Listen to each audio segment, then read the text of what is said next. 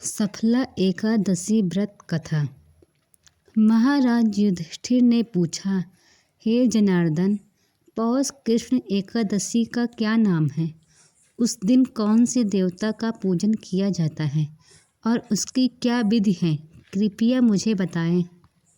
भक्तवत्सल भगवान श्री कृष्ण कहने लगे कि धर्मराज, मैं तुम्हारे स्नेह के कारण तुमसे कहता हूँ कि एकादशी व्रत के अतिरिक्त मैं अधिक से अधिक दक्षिणा पाने वाले यज्ञ से भी प्रसन्न नहीं होता हूँ। अतः इसे अत्यंत भक्ति और श्रद्धा के से युक्त होकर करें। द्वादशी युक्त पौष कृष्ण एकादशी का महात्म तुम एकाग्रचित होकर सुनो। इस एकादशी का नाम सफला एकादशी है। इस एकादशी के देवता श्री नारायण हैं। विधि पूर्वक इस व्रत को करना चाहिए। जिस प्रकार नागों में शेषनाग, पक्षियों में गरुड़, सब ग्रहों में चंद्रमा, यज्ञों में अश्वमेध और देवताओं में भगवान विष्णु श्रेष्ठ हैं, उसी तरह सब व्रतों में एकादशी व्रत श्रेष्ठ है। जो मनुष्य सदैव एकादशी का व्रत करते हैं वे मुझे परम प्रिय हैं। अब इस व्रत का विधि कहता हूँ। मेरी पूजा के लिए ऋतु के अनुकूल फल, नारियल, नींबू, नैवेद्य आदि 16 वस्तुओं का संग्रह करें। इस सामग्री से मेरी पूजा करने के बाद रात्रि जागरण करें। इस एकादशी व्रत के समान यज्ञ, तीर्थ, दान, तप तथा कोई दूसरा व्रत नहीं है। 5000 साल तप करने से जो फल मिलता है उससे भी अधिक फल सफला एकादशी का व्रत करने से मिलता है। हे राजन, अब आप इस एकादशी की कथा सुनिए। चंपावती नगरी में एक महिष्मान नाम का राजा राज करता था। उसके 4 पुत्र थे। उन सब में लुम्पक नाम वाला बड़ा पुत्र महापापी था। वह पापी सदा पर स्त्री और वेश्यागमन तथा दूसरे बुरे कामों में अपने पिता का धन नष्ट किया करता था। सदैव ही देवता, ब्राह्मण, वैष्णव की निंदा किया करता था। जब राजा को अपने बड़े पुत्र के ऐसे कुकर्मों का पता चला तो उन्होंने उसे अपने राज्य से निकाल दिया। तब वह विचारने लगा कि कहाँ जाऊँ, क्या करूँ। अंत में उसने चोरी करने का निश्चय किया।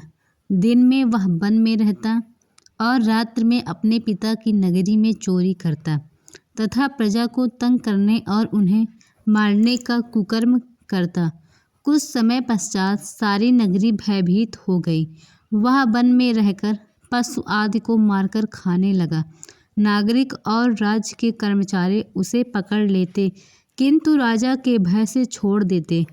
वन के एक अति प्राचीन विशाल पीपल का वृक्ष था। लोग उसकी भगवान के समान पूजा करते थे। उसी वृक्ष के नीचे वह महापापी लुम्पक रहा करता था। इस वन को लोग देवताओं की क्रीड़ा स्थली मानते थे। कुछ समय पश्चात पौष कृष्ण पक्ष की दशमी के दिन वह वस्त्रहीन होने के कारण शीत के चलते सारी रात सो न सका। उसके हाथ पैर अकड़ गए। सूर्योदय होते होते वह मूर्छित हो गया। दूसरे दिन एकादशी को मध्याह्न के समय सूर्य की गर्मी पाकर उसकी मूर्छा दूर हुई। गिरता पड़ता वह भोजन की तलाश में निकला। पशुओं को मारने में वह समर्थ नहीं था। अतः पेड़ों के नीचे गिरे फल उठाकर वापस उसी पीपल वृक्ष के नीचे आ गया। उस समय तक भगवान सूर्य अस्त हो चुके थे। वृक्ष के नीचे फल रखकर कहने लगा, हे भगवान, अब आपके ही अर्पण हैं ये फल, आप ही तृप्त हो जाइए। उस रात्रि को दुख के कारण रात्रि को भी नींद नहीं आई। उसके उपवास और जागरण से भगवान अति प्रसन्न हो गए और उसके सारे पाप नष्ट हो गए। दूसरे दिन प्रातः एक अति सुंदर घोड़ा अनेक वस्तुओं से सजा हुआ उसके सामने आकर खड़ा हो गया। उसी समय आकाशवाणी हुई कि हे राजपुत्र, श्री नारायण की कृपा से तेरे पाप नष्ट हो गए। अब तू अपने पिता के पास जाकर राज्य प्राप्त कर। ऐसी वाणी सुनकर वह अत्यंत प्रसन्न हुआ और दिव्य वस्त्र धारण करके भगवान आपकी जय हो कहकर अपने पिता के पास गया। उसके पिता ने प्रसन्न होकर उसे समस्त राज्य का भार सौंप दिया और वन का रास्ता लिया।